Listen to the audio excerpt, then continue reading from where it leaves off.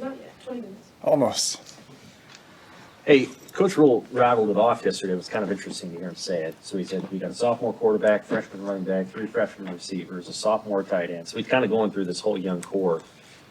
Had you and him talked about just zooming out and seeing how young these guys are, and maybe this is a group that you can take for a couple of years, or is it hard to do that when you're in kind of the day-to-day grind of the season? I haven't really thought about it. I mean, obviously know we're young at some spots, especially receiver, but, you just kind of just put your head down, you work, you grind, everybody's got to, coach says it all the time. He does a really good job of like developing coaches and developing programs from, doing it one way, and that's creating standards. And the standard that he has created through our staff and our staff's created through our units, I think that there's a certain standard that you need to live up to each day as a coach and a player. And that's just kind of the way we operate, whether you're 18 or 22 or 48, doesn't matter. How far have those receivers, those 3, come maybe in the last month of getting to play more and then also getting to fail more during the game? Yeah, I think it's huge. I mean, unbelievable growth from just 3 weeks ago. And like you just said, you used to play that many reps in a game, you're going to improve daily. So, the amount of reps they get in practice now, the amount of reps they get in the game just gets them better and better and better. You've been in the box for a couple of weeks now. What do you like about that?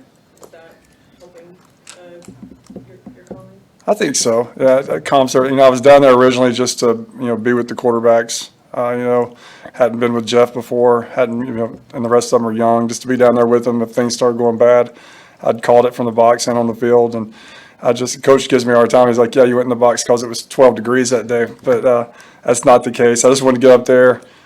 Me and Garrett are up there. We can see everything. Drink a Diet Coke, which I know I'm not supposed to say. Drink a Diet Coke. Drink a Diet Pepsi, and be able to slow things down. There's no chaos up there. You're able to just kind of remove yourself from the emotional aspect of it and call it game. Do you move somebody down on the field then when you get a lot? No, we had a lot down there already. Well, third quarter sort of drought after the opening possession. What was the common denominator you maybe saw about why things weren't working? First down production was just not there, which has been a common theme. We got to figure out ways as a coach, as a play caller. I got to make sure I'm putting our guys. It's easy to blame.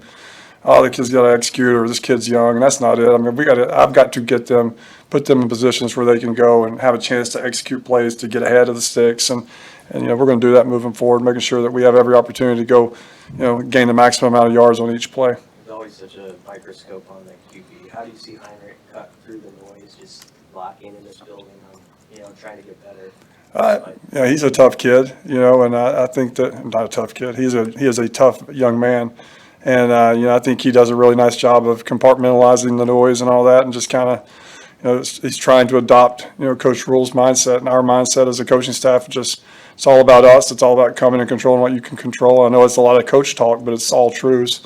And if you are disciplined enough to do that, then life's a lot better, and you can develop a lot quicker. How'd you feel he played in that game? He was a little sporadic.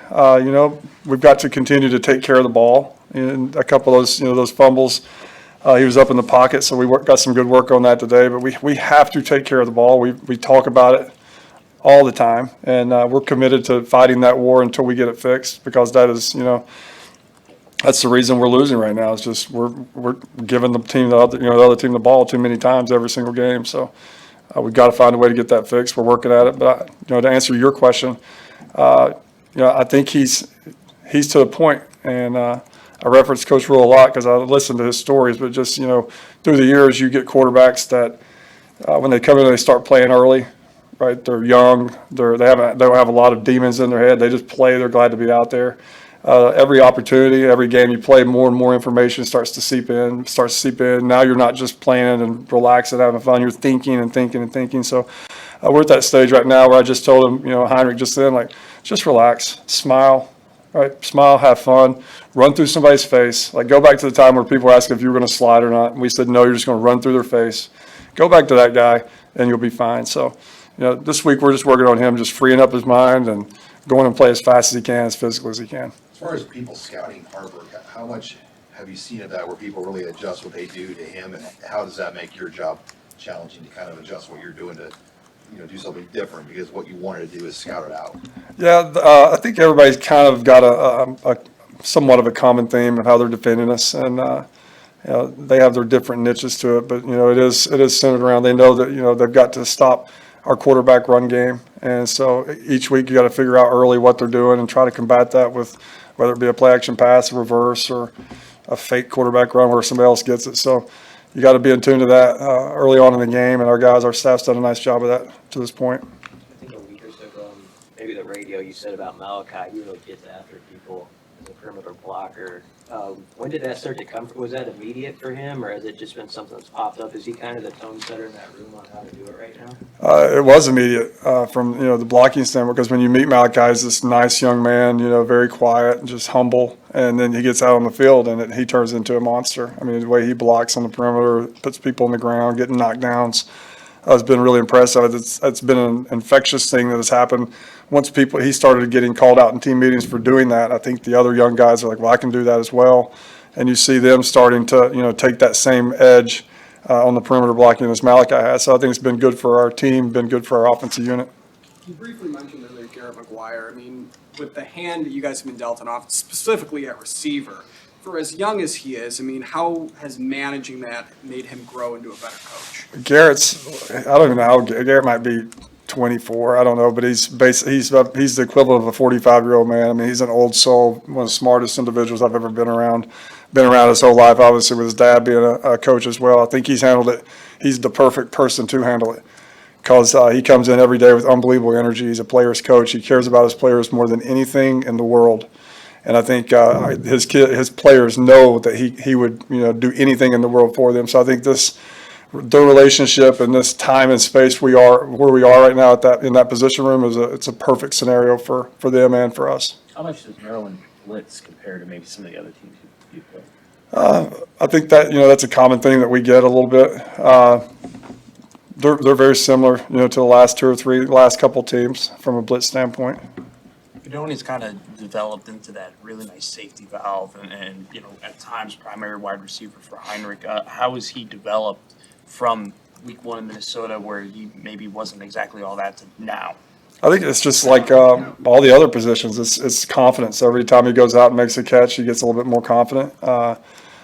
We challenge him all the time just to play the play and what's next. Like, don't if there is a mistake made, don't worry about it. Just go play, because you're good enough is really good. And so I think he's realizing potentially what he can become through hard work and development, and it's fun to watch him. What's fun to watch him practice. He practices as hard as anybody I've ever seen. How do you guys feel like you picked up the blitz in the last 3 weeks against Purdue and Michigan State? It's disrupted us. A couple times, and our quarterbacks sometimes can save us. And we have that luxury of a running quarterback, but it's something we definitely have to improve on, especially once you've shown one thing, other teams are going to start trying to replicate. So I think Coach Rowell and those guys are doing a really nice job of just making sure we keep an inventory of be ready for this and have a plan for things that are headed our way in the future.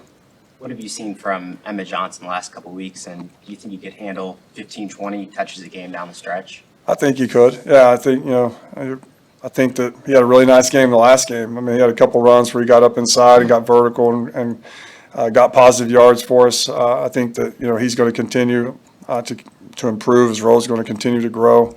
He does a really nice job in third down and pass protection and 2-minute situations. And we've got, Coach challenged me the other day, let's get him some more touches, because he's doing a really nice job of getting yards. He's kind of sneaky because he's just a great young man that does everything right and dependable, and you forget about how talented he is and how productive he is. If you just the touches he gets, he's falling for yards. Very rarely is he losing a yard. So very pleased with him. Thank you, guys.